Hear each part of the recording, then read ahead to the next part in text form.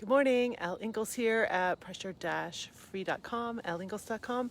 If you're new to my show, for about 3 years now, I have been sharing a daily little piece that can hopefully be helpful for your day. And I am the creator of something called the pressure-free method. It's an on-the-go stress management method that I teach people in my programs, online programs that you can do yourself, and private coaching to help people basically break the stress cycle. It takes a little bit of time because we have habits that have kept us in the stress cycle for years, even decades, even from before you were born. So that's what I do, and I want to dive in this morning on doubt. So see, my friend Mira's here. Mira, hi. Doubt and lack of trust can often prevent us from so much enjoyment in our lives. And I want to address doubt this morning because there are some things that create those little seeds of doubt for you. So I want you to just pause for a moment and just be in the forest with me, because it is one of those perfect summer morning when you need like a little sweatshirt on. And think about something in your life where you had this little bit of doubt. This little seed of doubt started and it prevented you from doing something. What are those little seeds of doubt? The first that I want to address are things people have said to you. So if at any time in your life you were attempting to do something and you got some sort of negative criticism, or someone told you weren't good enough, or that you didn't have what it took to do this kind of thing. We get that a lot in the music world, like you just don't have what it takes to be a professional musician. People hear that all the time, or you'll never be a soloist, or someone will tell something to you. So has someone said something to you that has planted some seeds that then when you're trying to achieve something, maybe it can be relationship-wise, like you really want to have a certain relationship go well, but there's this little seed of doubt that's telling you, no, it's just not possible for whatever reason. So what have people said to you? That's one thing that can help you untangle your lack of trust or your seeds of doubt. The next one are experiences. Experiences that you have had in your past that have led you to believe that whatever it is you're attempting to do in this moment is just not possible. So what experiences have you had that have planted little seeds that can bloom at any time of doubt or lack of trust? If you can identify a couple of those experiences and gain some perspective of them, I call it getting up and over the muck. So you can look at the experience and say, okay, that's why. Really pinpoint, okay, this is the reason why that seed of doubt exists. And then see if you can take a look at whatever that experience was and say, okay, that experience made me stronger. That experience has given me an understanding or an empathy that I wouldn't have had I not gone through that experience. So take a little look at experiences. And then the third thing to look at is your own self-talk, your own words that you spin inside your mind that cause these seeds of doubt to bloom. So let me give a concrete example. I can think of one from one of my clients, actually. I had a client he was 14 at the time. He was a runner, cross-country runner. And he was on a trail, not unlike the trail that I'm on right now.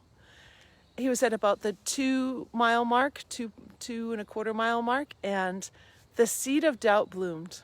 He had a target time he wanted to get for this race, and he also had a particular place he was expected to get by himself, by his coaches, by his parents. Like he should come in at this particular point. So he was 14, and I was coaching him, and he then actually told his whole team this. So I have a little.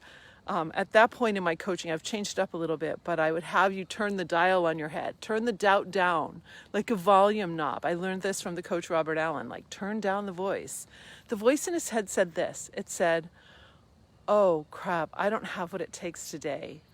I can't pass that runner in front of me. I just can't do it. I don't have what it takes today. So the seed of doubt was starting to bloom. He recognized it. He heard it in his head. And then he was like trying to turn the knob, right? So he was kind of like hitting his forehead like this, right? Which other kids saw. They wondered what the heck he was doing. I knew what he was doing. It was like going like this. And he ended up getting a PR that day. For you that don't know running, personal record is like your best time for that particular race. It was a 5K. And he got the place he wanted. I think he even did better than he thought he was going to do. So he exceeded his expectation. So this idea that this little seed of doubt was about to cripple him and cause him to not achieve, when he recognized it and saw it, and then what he put into his mind was what I call a empowering question. It was, how can I achieve my goal today? How can I start this project I've been putting off? How can I, or what can I? If you're a team or a couple or a family, how can we get through the next 2 weeks really well? How can we add more money to the coffers? Whatever it is that you need to do right now. See if you can catch that self-talk going into doubt and a lack of trust. That's so easy for us to fall into. We fall into that trap pretty much on a daily basis. People do, on small things and then on larger things. But see if you can take a look at it and again, get up and over and gain some perspective and say, wow, listen to what I'm saying to myself. I smile so I don't cry, right? I smile and I'm like, oh, that makes a lot of sense. So three things to look at when you've got some doubts or mistrust or lack of trust going on. Take a look at what people have said to you in the past. Is there someone who used to call you a name or label you? Do you have a diagnosis that has a bunch of certain symptoms that, like, if you're not feeling them, you're feeling like, oh, something's not right. So maybe you have a diagnosis. You've got a label. You've got something going on. You've got something someone has said to you in the past. Take a look at those. Take a look at your experiences. And then thirdly, take a look at your own self-talk. Your own, little tiny seeds of doubt starting to bloom. And I want you to start to see if you can catch those. Catch those little things of bloom. I have them happen quite often as an entrepreneur. It's so easy. I will hear this little seed of doubt say, wow, your book, you're never going to get that book published, or you're never going to, I hear those little voices and I'm like, stop. How can I make progress on my book today? That's my big project today. So that's what I'm focusing on. What's the one thing that if you could remove a little bit of doubt, your life would be better? Maybe it's about a relationship. Maybe it's about your health. Doubt and health, that's another whole show. That's another whole course, actually. So I hope that you have a great pressure-free day. I hope this has been helpful. Doubt and lack of trust. That's what we're overcoming in this little talk today.